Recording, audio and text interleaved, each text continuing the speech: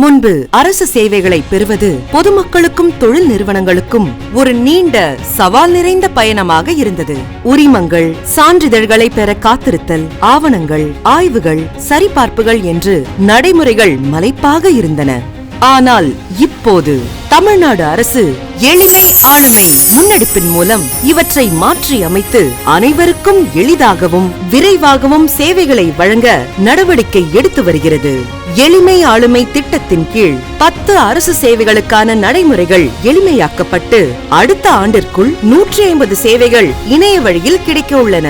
நேரடி ஆய்வுகளுக்கு பதிலாக QR குறியீடு, சுய சான்றிதழ், இணைய வழி KYC, டிஜிட்டல் கையொப்பம் போன்ற நவீன தொழில்நுட்பங்களை அரசு நடைமுறைகளில் சாத்தியமாக்கப்பட்டுள்ளது.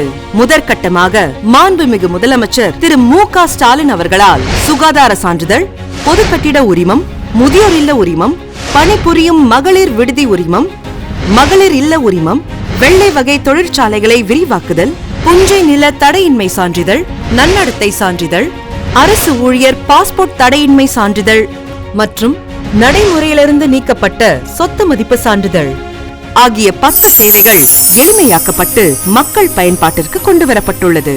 முன்பு தாமதமானவை இப்போது ஒரே நாளில் கிடைக்கின்றன.